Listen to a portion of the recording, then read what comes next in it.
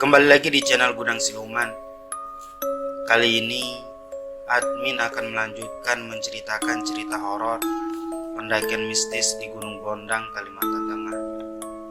Cerita ini merupakan lanjutan cerita dari postingan di Twitter @ras140217. Jika ingin mengerti jalan ceritanya, saya harap kalian nonton dulu part 1-nya.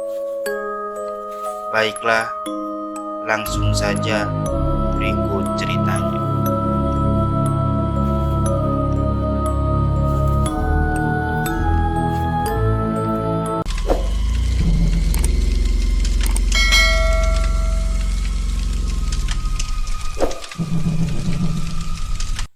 Bisakah Basi mengembalikan jiwa mereka ke dalam raganya masing-masing? Tanya tetua adat. Aku tidak mau terlibat, teriak Basi tersebut sambil menatap wajah tetua adat. Matanya berubah kemerah-merahan. Astaga, kata tetua adat kaget. Sebelum terjadi apa-apa pada kalian semua, lebih baik kalian pulang, ujar Basi seraya menunjuk ke arah 5 sahabat itu. Jangan percaya, dia itu pura-pura saja, ujar Ramli seraya menyiramkan kopi kepada Basi. Basi itu menatap lekat ke arah Ramli, dan tiba-tiba dari hidung dan telinganya mengeluarkan darah, dan sesaat kemudian Ramli terbatuk dan muntah darah. Ya Allah, kata Andre seraya memegang tubuh Ramli. Kau tidak akan pulang dari tempat ini, ujar Basi itu seraya mendekati Ramli. Basi itu berjalan merangkak, matanya yang memerah membuat Andre ketakutan. Maaf Datuk, tolong jangan ambil serius perbuatan teman saya tadi. Mungkin dia hanya bermaksud bercanda. Saya mohon Datuk, ucap Rusdi seraya memegang baju Basi tersebut. Ramli terjatuh tak sadarkan diri. Siang itu, Ramli terbangun dengan wajah pucat Basi. Syukurlah kau sudah sadar, ucap Dila. Makanya Li, lain kali mulut dan tingkah lakumu itu dijaga. Kalau kau sakit, kami juga yang repot, bentak Andre. Kurasa Basi itu benar. Kita memang harus pulang, ujar Esti yang dari tadi melamun tersebut. Aku tidak setuju, Es. Rencana pendakian kita sudah sangat matang. Dan aku mau kita adalah orang-orang yang mampu menaklukkan Gunung Bondang itu. Aku tidak akan pulang, ujar Ramli tegas. Ya, kali ini aku setuju dengan apa yang dikatakan Ramli. Kita tetap harus mendaki, sambung Rusdi. Bagaimana, Andre? Tanya Rusdi. Aku ikut kalian saja. Bagaimana baiknya? Jawab Andre terbata. Aku mau cerita tentang kita yang mampu menaklukkan Gunung Bondang dan pulang dengan selamat ada di halaman utama koran, ujar Ramli penuh semangat. Mang, kami mau permisi dulu, Mang, ujar Rusdi pada tetua adat yang sedang duduk. Apa kalian mau pulang? Tanya tetua adat. Tidak, Mang, kami akan mendaki Gunung Bondang hari ini juga, jawab Ramli. Terserah kalian saja. Aku sudah tidak mampu berbicara panjang lebar, ujar tetua adat itu seraya beranjak dari duduknya. Dan dengan wajah yang sendu, dia masuk ke dalam kamarnya. Lebih baik sekarang kita siap-siap, Rus, usul Ramli. Kau bagaimana, Sur? Tanya Rusdi. Aku akan pulang hari ini dan beberapa hari lagi akan kesini lagi untuk menjemput kalian, jawab Isur. Rusdi mengangguk. Lalu mereka pun berpisah. Isur pergi lebih dulu meninggalkan rumah tetua adat tersebut. Dan tidak beberapa lama, kelima sahabat itu pun pergi ke arah jalan menuju Gunung Bondang. Aku tidak yakin dengan keputusan ini. Apakah kita akan bisa kembali dengan selamat, gumam Esti. Sudahlah, Es. Jangan berpikir yang tidak-tidak, ujar Ramli.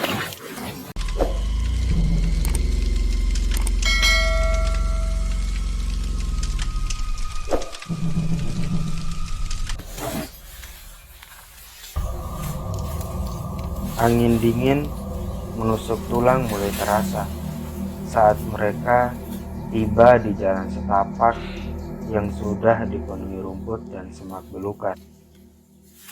"Apa benar ini jalan naik?" tanya dia. "Ini ada jalan setapak, walaupun sudah tertutupi semak, tapi masih bisa dibedakan," jawab Ramli. "Tidak usah ragu-ragu, lebih baik kita jalan sekarang," ujar Rusdi seraya mengeluarkan parang dari dalam tasnya. "Diam-diam kau membawa parang, Rus," ujar Ramli sambil tertawa kecil. "Kita harus perhitungkan kemungkinan yang akan terjadi. Apalagi Gunung Bondang ini bukanlah gunung sembarangan. Setidaknya parang ini untuk membantu kita dalam perjalanan." "Ya, aku juga ada membawa sesuatu," kata Ramli seraya mengeluarkan keris dalam tasnya. "Astaga, kamu ini ada-ada saja, Li. Keris kan biasanya ada isinya," ujar Andre. "Memang ada, makanya aku bawa ke sini. Aku mau tahu siapa yang lebih kuat, kodam kerisku atau penghuni gunung ini," ujar Ramli lantang. "Hus, jangan begitu, Li. Apa kamu masih tidak jera saat muntah darah tadi siang?" tegur Andre. Ramli terdiam. Sudah, ayo cepat jalan," ujar Rusdi sambil menebas semak berduri yang menghalangi jalan. Sekitar 2 jam mereka terus berjalan, hingga akhirnya sampai di sebuah sungai kecil. Mereka beristirahat sebentar dan mengisi botol-botol air mereka yang sudah kosong di sungai kecil tersebut. Setelah dirasa cukup, mereka pun kembali melanjutkan perjalanan. "Sudah hampir tengah malam, lebih baik kita istirahat dulu. Besok pagi kita lanjutkan perjalanan," ujar Rusdi. Mereka akhirnya menggelar tikar dan memasang tarpal yang diikatkan pada beberapa pohon untuk menahan air hujan dan embun. "Kalian tidur saja, biar aku dan Ramli yang berjaga." Karena kelelahan 9 jam berjalan kaki mendaki Gunung Bondang, Andre, Dila, dan Esti akhirnya tertidur. Sementara Rusdi dan Ramli masih terjaga. "Aku ngantuk sekali, Rus," ucap Ramli pelan. "Ya sudah, kalau begitu kamu tidur saja, biar aku yang jaga," kata Rusdi. Ramli yang sudah sangat mengantuk dan keadaannya yang tidak begitu sehat karena muntah darah tadi siang, akhirnya terlelap dalam tidurnya. Rusdi beranjak dari duduknya dan berjalan ke arah belakang tenda, bermaksud ingin kencing. "Permisi Datu, numpang kencing," ucap Rusdi pelan. Setelah selesai buang air kecil, Rusdi kembali berjalan ke arah tenda. Namun beberapa saat langkahnya terhenti. Perasaan kaget bercampur rasa takut menderanya. Ada seorang lelaki tua, renta, bertongkat kayu, sedang berdiri menatapnya di bawah keremangan sinar bulan. Dek, dek, dek, degup jantung Rusdi semakin kencang saat lelaki tua renta itu berjalan mendekatinya. "Jangan takut, aku tidak akan menyakitimu," ucap lelaki tua itu seraya tersenyum. Di balik usianya yang sudah tua, namun garis ketampanan lelaki tua itu masih jelas terlihat. "Ma, mau apa kau?" tanya Rusdi tergagap. "Hahaha, aku tidak mau apa-apa dari kalian. Aku hanya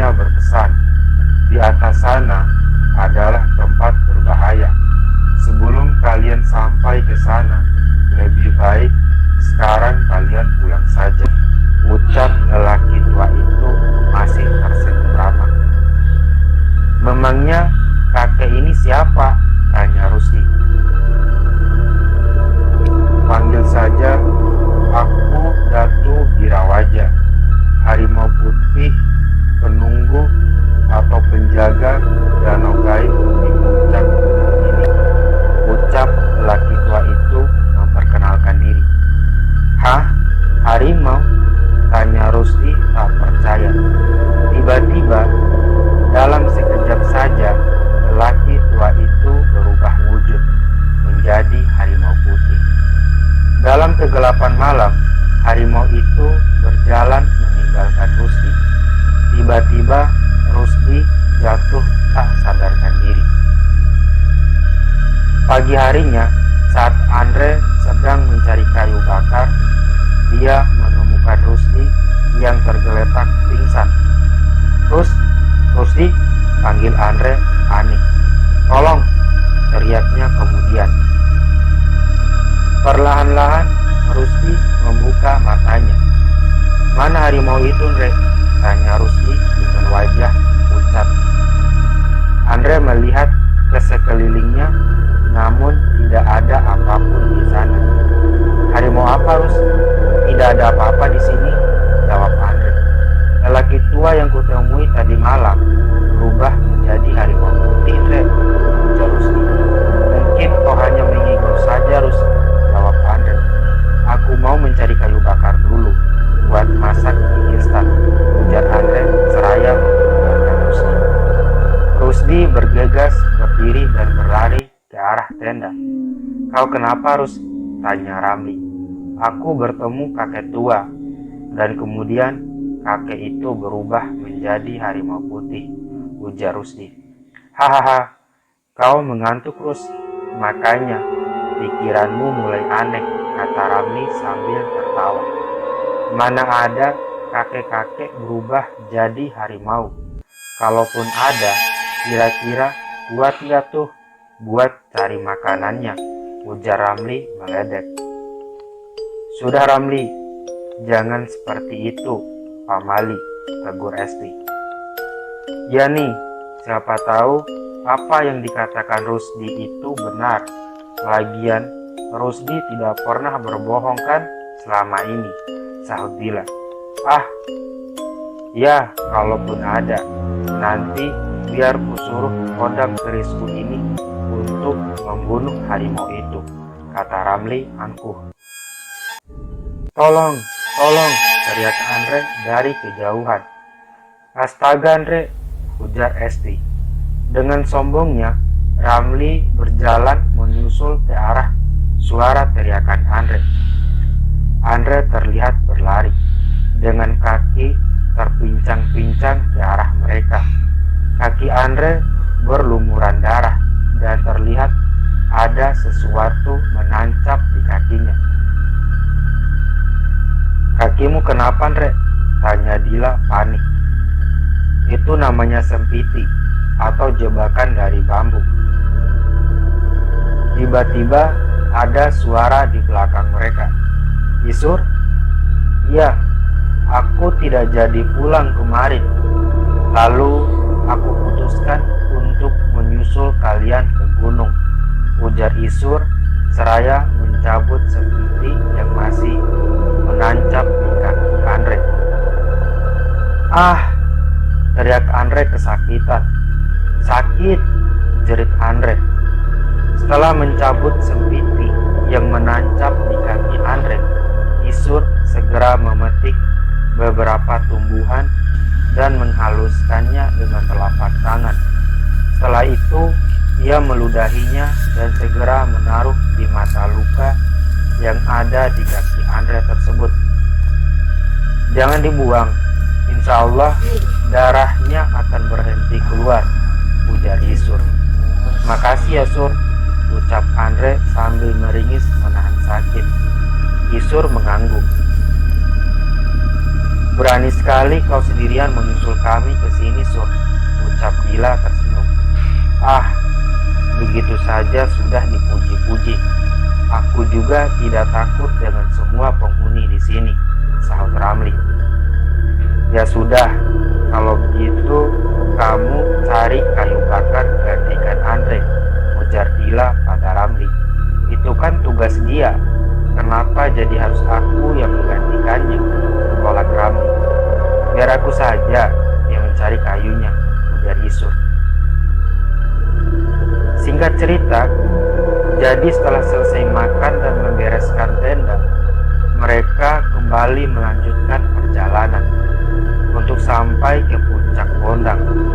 Rusdi dan Andre menjadi sangat terdiam setelah apa yang telah terjadi pada mereka berdua. Ya Tuhan, kata Ramli yang berada di depan. Ada apa, Li? Tanya Esti seraya mendekat. Itu, lihatlah. Di sana banyak anggrek bermacam-macam jenis. Jika ku bisa mendapatkan anggrek-anggrek itu, aku akan kaya raya. Tunjuk Ramli ke bawah jurang yang dipenuhi berbagai macam jenis bunga anggrek. Jangan diambil, Li, kata orang-orang.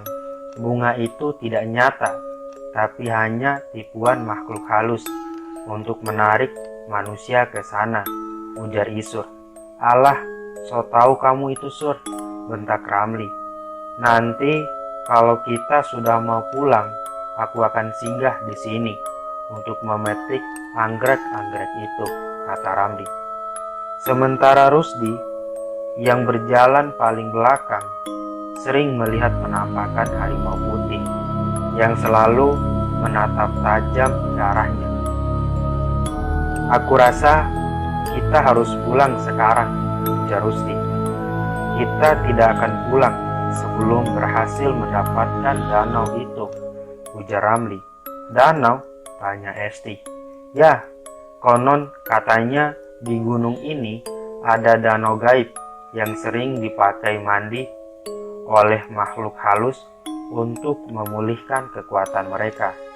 Tapi semua itu masih berita dari mulut ke mulut, sahut Isur. Tapi kalau orang yang tidak benar-benar bersih hatinya, dia tidak akan dapat melihat danau gaib itu, lanjut Isur. Memangnya kau sendiri bagaimana? Apa sudah kau cuci bersih hatimu itu? Ujar Ramli sinis seraya menunjuk ke wajah Isur. Setelah beberapa jam melanjutkan perjalanan, mereka istirahat di dekat sebuah pohon di pinggir jurang.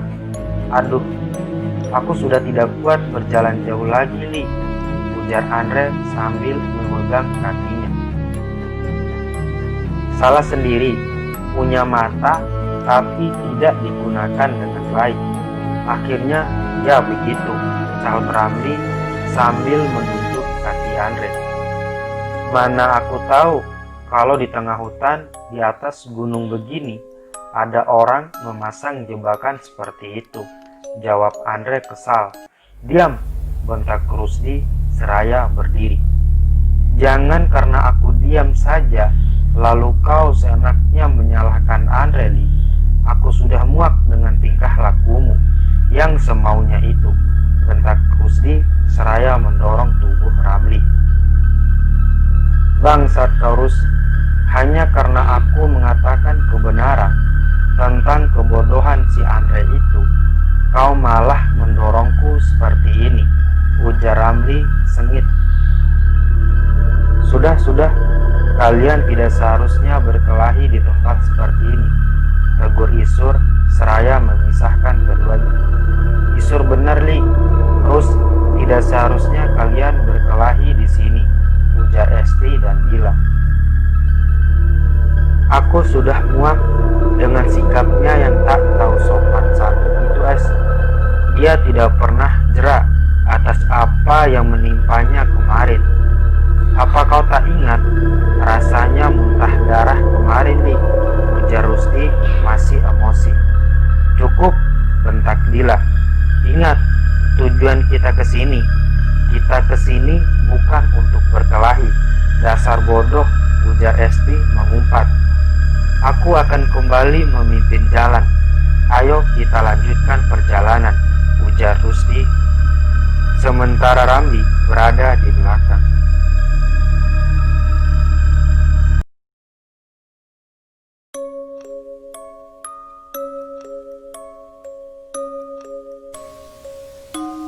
Oke guys, mungkin cukup sampai di sini saja part 2-nya, dan nantikan video selanjutnya.